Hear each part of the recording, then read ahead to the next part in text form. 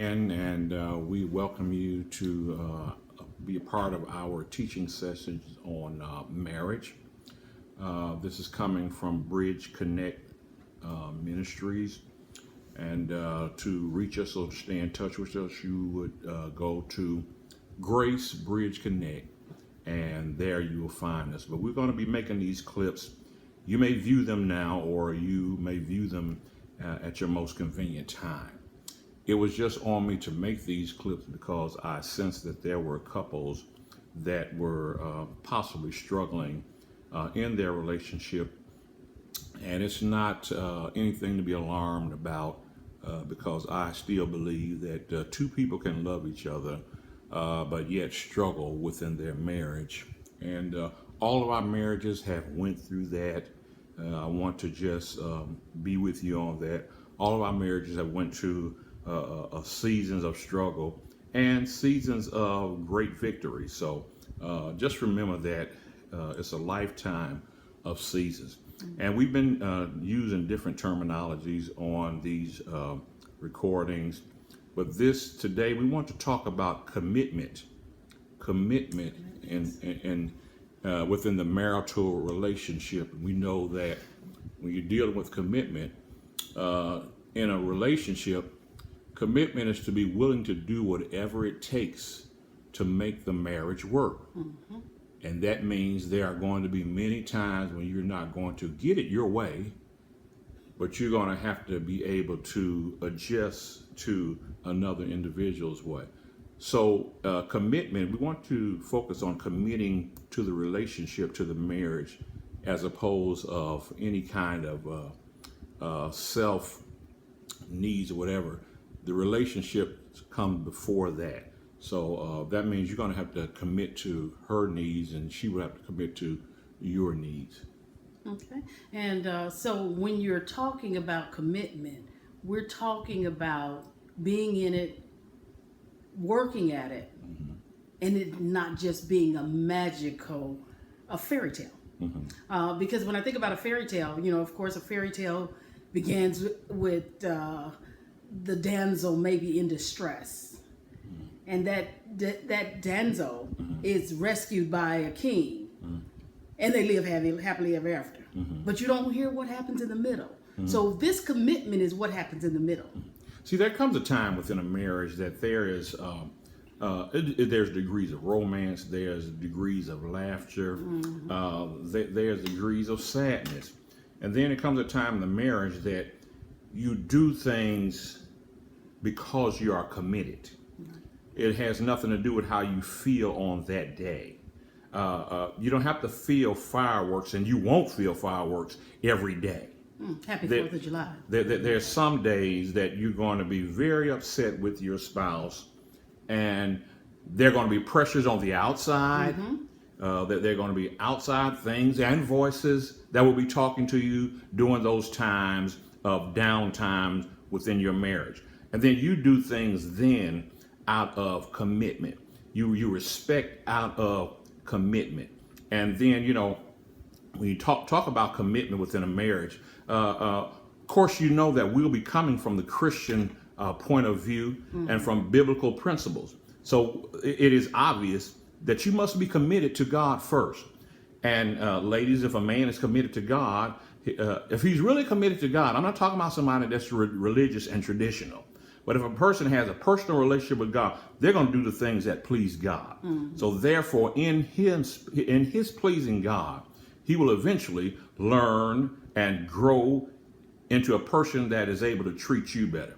Okay. Right. Okay. And so as we talk about the commitment mm-hmm. in the relationship, right? When you mentioned earlier that you have to give up your ways mm-hmm. for her ways or his ways. Mm-hmm. So if I give up my ways for his ways or her ways, then, the only thing I could see is sometimes we may pout about that. Mm-hmm. But in a committed relationship, even if we pout within, or mm-hmm. even if we say, gotta adjust to this, mm-hmm. We have to do that because I'm in this thing for the long haul. And commitment goes beyond the number of times you did it, how much percentage you want to. We're not even talking about percentages or number of time. We're not keeping count of who won the last argument or who got the best. No, we're simply saying it does not matter. Numbers do not matter. Lifetime does not matter.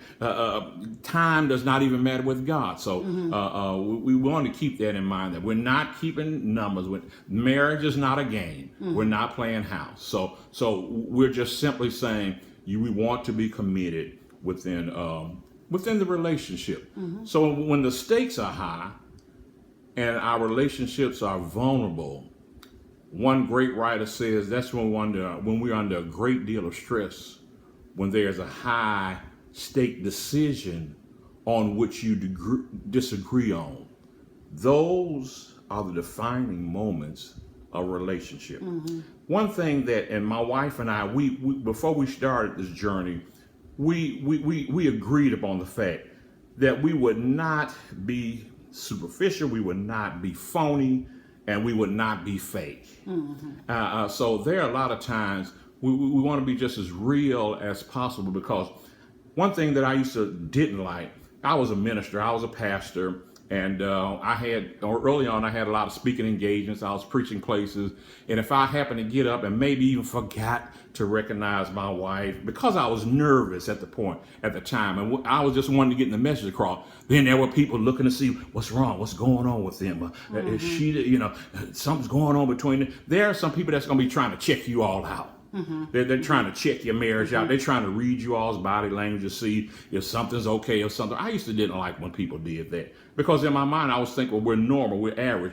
It may not be okay today, but the whole general relationship is good because we still love each other. That is intact. So if you have that intact, you can always go back, you can always adjust, you can always edit, and you can always do the things that it's going to take to make this relationship work. And so when you're talking about, again, committed, you talking about this being the ultimate sacrifice to make the relationship work over your personal agenda. Now, when we're talking about the personal agenda, and we're going to start digging into this, because when you're talking about your personal agenda, because we are all thinking human beings, we all have an agenda. We all have something in life that we want to acquire. Hopefully we do. So if we have that, and that is a fact, then how do we do this as a relationship? How do we make this as a relationship become one? So when you're saying become one, and I'm giving you a handful. When you're saying becoming one, so am I saying then whatever your goal is, whatever your dream is, I surrender myself to you completely? No. That's where maturity takes place within a relationship. We must understand and know that as an individual, she has goals on the spiritual side. She has a calling on her life. She has purpose. She has a ministry. I have one. I have careers. I have goals. But we got to come up with a way to make that become one. And to do that, there must be a genuine mutual care about the other. See, when you learn how to prefer others above yourself, you can share of yourself. You can give of yourself to upbuild that she's trying to do. And vice versa. When you learn how to prefer one over yourself, because marriage is a giving. It's a giving and a taking. It's not all one or the other. And so then that tells me then there's no reason for us to be in competition. Right. That cuts down on the competition. Because if we're not in competition, I'm looking to be your cheerleader, and then you turn around and you're my cheerleader. Right. Then I'm not jealous of you. And so that's why it is so important as a couple for both the husband and the wife to have goals in their lives. Because when I think about power couples, and I just want to talk about a few power couples for a minute, I think about, let's talk about Beyonce and Jay-Z. Help me with the names. See, I'm learning this. But I may not know them because I'm not in that particular arena. Right. But because they're such a powerful couple, I know them when I see them.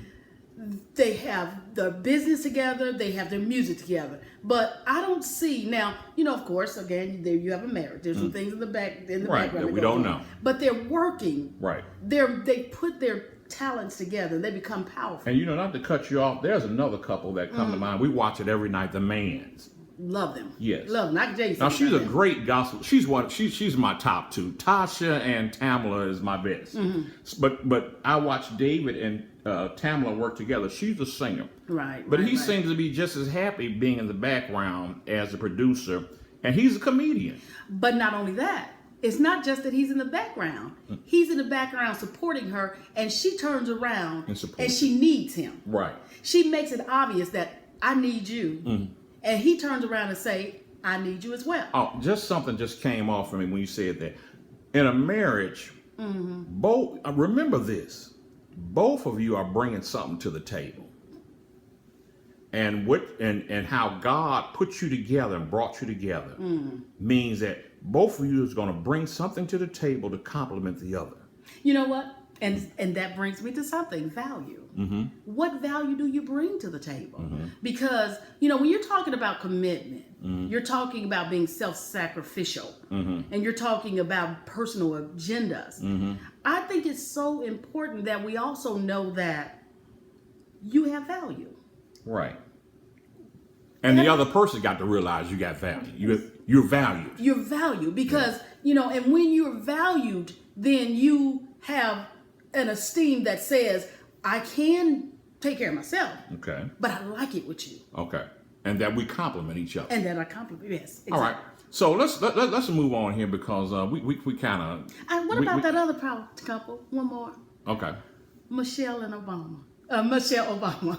Yeah. What Our about them? former president. Exactly. And former first lady. Absolutely. We felt they were two great examples of marriage. Very great examples. Yes. Worked on an agenda, worked it together, and then also can work on an agenda by themselves. And So that's if you know, we all know that she was his teacher. So she was just as equipped as he was. Right. But she kind of stepped back and complimented what he was doing.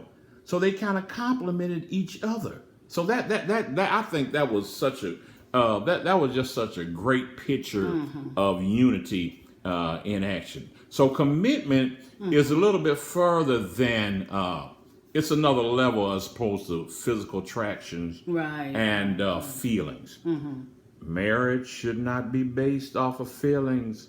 Feelings change from day to day. Feelings change all the time. But women are touchy-feely, Yeah. But it is commitment, and you got to know. And there are times in life when men go through certain ages or whatever, you're going to travel through all these points in life that they change. Right. Certain things change. I tell you what really is a change, and I'm not going to get too much into it because we know we got that in another section. When your children come, the first child for a man is sometimes very exciting, but that second child, you start thinking, hey, I got a family unit here. I got to see how this is going to happen, how that going to happen. So sometimes a man kind of changes along with a second child. So, but that we won't go far into that because that's another thing. So commitment is much further than feelings and physical attraction. Your feelings may change, but you're still committed. Right. May change, but so that and it's more than that. It's really about love. Commitment is about love, developing our love. Right. And my wife and I, we talked about it. We hit it on a little bit. We want to go a little further on supporting each other's dreams and aspiration within the marriage. Supporting each other. If you want to put that on your dashboard, supporting each other's dream and aspiration in a marriage. Now, I let me just use myself. I can talk about myself. When I first went into marriage, I was an active minister. I wasn't just somebody sitting around decorating somebody's pulpit. Right. I was very active. I was preaching. I was up before people. I was up before crowds, small, large, or whatever, and still that way. Well, when we got married, I couldn't treat her like she was just somebody sitting off in a corner, just being a showpiece. No, she had a ministry as well as I did, because that's how I met her. She was doing what she did, and I was doing what I did. Okay, so so I had to find out, and it had to be developed what she does and what she does well. Now, there were people that were trying to put her in a category that they thought that a minister's wife should be. And that's a whole nother story. And that's that. If I had went by that, that would have been chaos. No, we had to find out what her gift, what her calling was, and what her purpose was. And then I had to give time to that. And so I'm glad we actually revisited this, because that is something that's deep on my heart, because if we are not both working in our gifts, then we're not doing what we should be doing in society. Because the union is there not just because we're in love. The union is there not just to build a nice house. No. The union is there not just because you cute and not cute. The union is there because there's some type of impact you need to make in your community, Definitely. in your church, Definitely. in your home, That's it. in the society. So you take your cute self with his handsome self, you stop the kissy feely is all good. But now let's make an impact. Let's put ourselves together. You support me in my gifting. I support you in your gifting. And let's make an impact in community, because I believe when great marriages are together, you have great communities. Yes. When you have great communities, it's based on great families. And when we keep our marriages in the perspective in which they should be in, then you have great unions. Yes, yes. And when you do that, that gives the spouse a feeling of that they are important to you. Right. Which in turn, if someone feels they're important to you, they're going to do all they can to please you. Yeah. And they're going to be happy about doing it. If your marriage is a job, you all may be in trouble. If it's hard work, you might be in trouble. But if you should, That's everyday hard work. If you learn to enjoy and put interest and time in what the other one is doing, it brings a level of excitement. It brings a level of even romance back to the relationship. So caring efforts on the behalf of the other, commitment, caring efforts on the behalf of the other. Whatever she's doing, be there. If something is going on that she's doing, be there. Don't belittle it.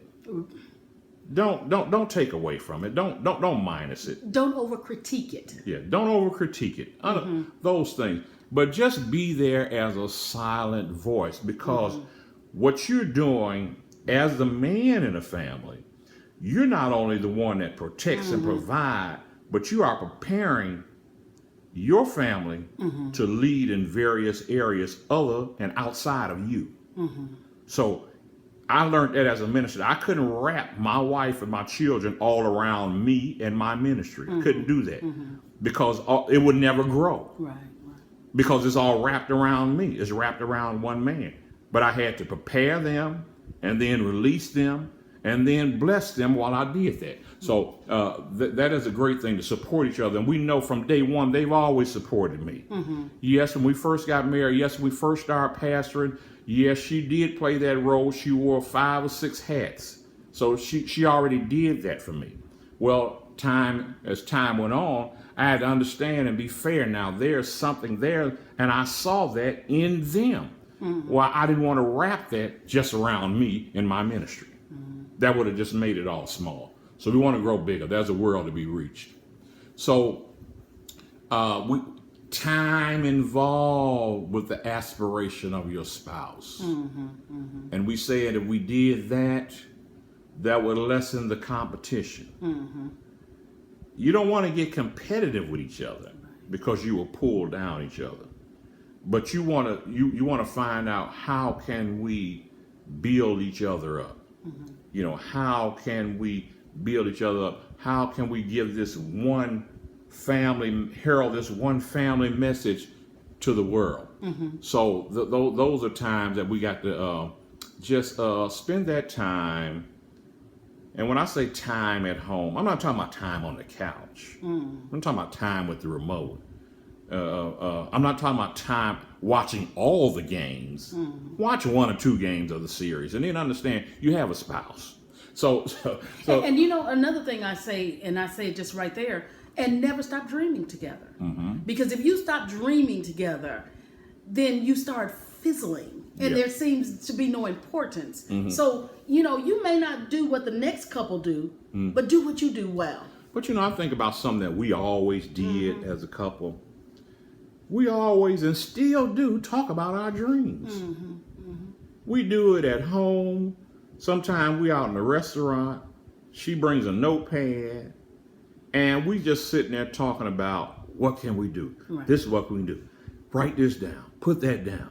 We may not never do it until 4 or 5 years later, but we enjoy the moment of conversating, me hearing what she's thinking, and she's hearing what I'm thinking. And you know, I even think about, we did that even with the children, you know, with our sons. It was on a holiday, you know, I'm always trying to think, well, what are we going to do that's a little different this holiday? Well, there was a holiday I just said, we're going to sit down and say, what do we want to do in the next 5 years? And everybody had to come up with what they're going to be doing in the next 5 years. And then we go back, now what are you going to do to get started? So it's important, if you want to build strong people, you have to do strong things. Okay. Okay? As it relates to commitment, all I can say is this. Oh, the places you will go when you are committed. And that comes from the book Dr. Seuss, if some of you remember that, or if it's way old school for you. It says, oh, the places you will go. Okay, and so that's one of my favorite stories, and I actually, it's elementary, of course, but if you get the message of it, all the places you would go if you get the arm of your spouse and build that arm and build a relationship, all the places you will go if you're committed.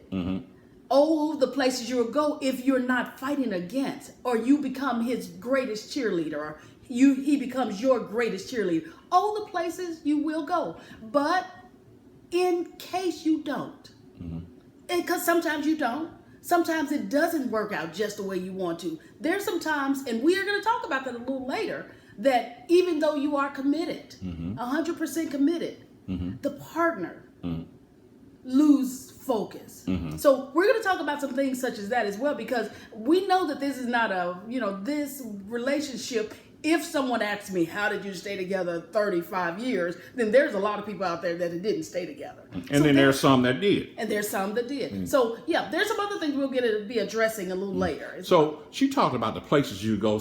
We just said 3 places you're going to go, for sure. If you're with each other, you're going to go to a place of contentment. Yeah. And you're going to need that within a marriage. Because if you're not contented, you start searching for other things. And you don't need to search for things within your marriage. You need to be contented. Everything should be within your marriage and not outside. Right. Then there's a place of consistency. You'll be there. And then thirdly, there is a place of purpose in society as a couple. You see, God looks at you all as one. Yeah. So he has a purpose for the two of you in society. Right. Now I see a lot of people crippling along. They have what is was it Jacob who touched the hollow of his thigh, and he walked with a limp. Within marriage, a good marriage, you don't have to walk with a limp, and you can defeat the enemy as well. Ecclesiastes 4:12 says, "And though a man might prevail against him who is alone, 2 will withstand him. But a threefold cord is not quickly broken." So 2 of you together can withstand.